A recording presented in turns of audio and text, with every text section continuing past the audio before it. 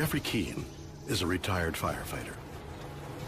In 1990, he decided to visit the site of the famous Battle of Antietam, one of the bloodiest encounters of the Civil War, and a place where thousands died in just one day. I was traveling down through Pennsylvania with my wife, antique hunting, and I asked my wife if it was okay if we took a little side trip over to Antietam to see the battlefield. But what begins as a fun day out will soon turn into a nightmare. My wife wasn't very much into history, so she remained in the car, and I walked over to where the battle had taken place at the sunken road. Gone about 50 feet when it became very hard to breathe. I started crying. I was very angry. I was very sad. If you take the saddest you've ever been and magnify that by about 1,000 times, that gets close. I was exhausted. I couldn't tell exactly what was going on. I thought I was maybe having a heart attack, but I didn't have any pain. Overcome by a wave of violent emotions, Jeffrey then has a powerful urge to visit the gift shop. I felt compelled to go there. I threw a magazine on the counter. I said, I want this, and it was a Civil War quarterly magazine on Antietam.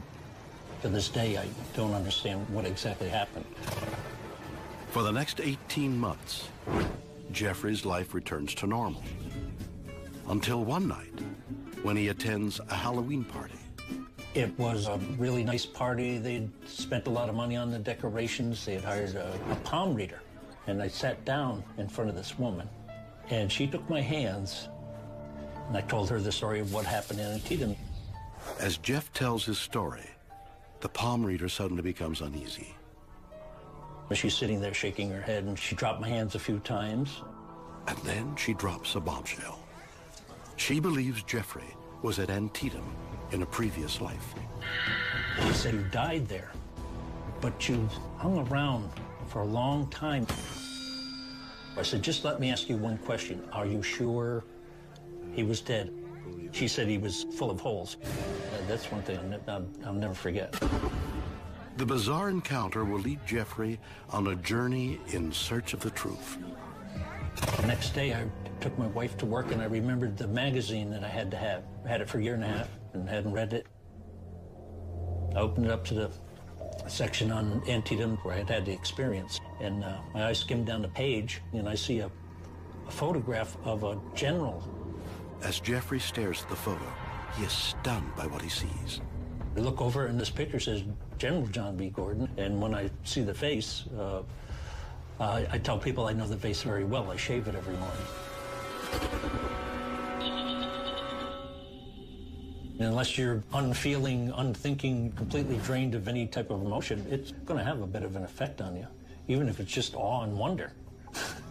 Remarkably, Jeffrey is a double for General John B. Gordon. But as he reads on, things get even weirder.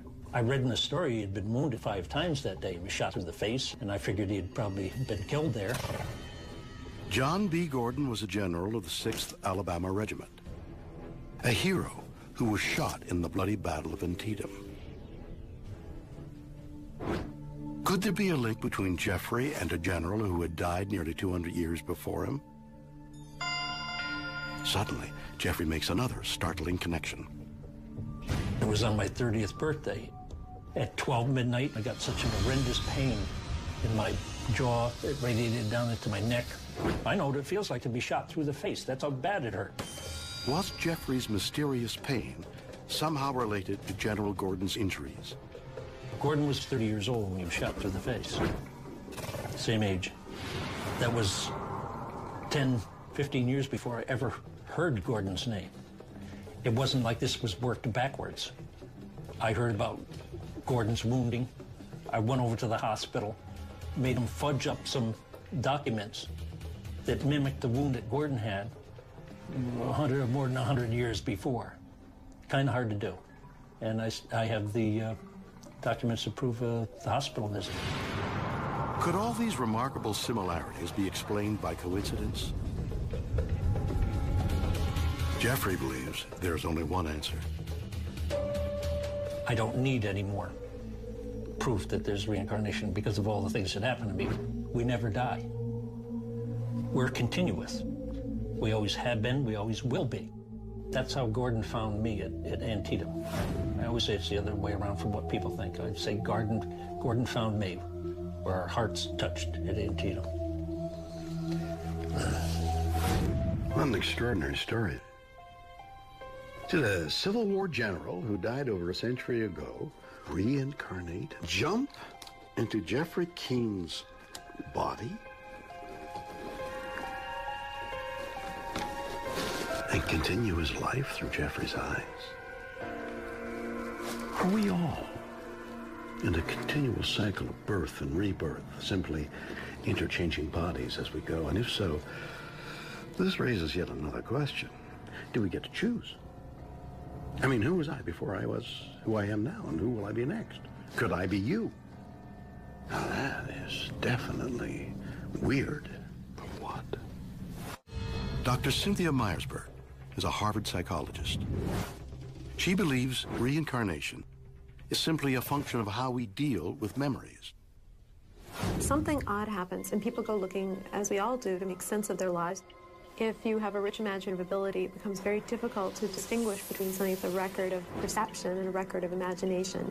Did I dream that, or did it happen? Did I hear about that, or did I actually experience that? It can be very difficult. Cynthia believes that one way we do this is by creating false memories. False memories are what they sound like. They're recollections for either events that didn't take place or didn't take place in the way in which they're remembered. Are people like Jeffrey just making their stories up? If so, why? Memory, although it feels a lot of times like we're watching a film in our mind's eye, that's not what's really happening. We're always reconstructing it from little pieces that we have saved, in a sense, and we put it back together.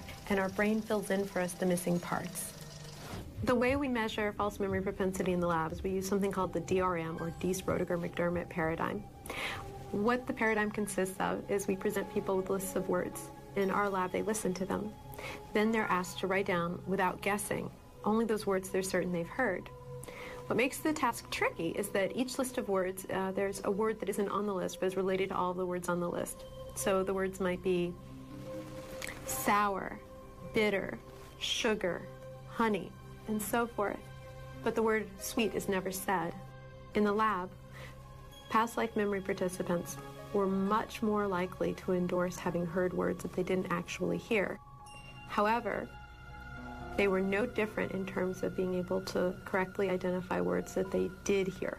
So they were more likely to have false memories of words they didn't hear, but their true memory looked just like the control participants. I interpret it to mean that although there's no difference in ability to form true recollections and true memories, there's an increased vulnerability to form memories for events that perhaps did not occur.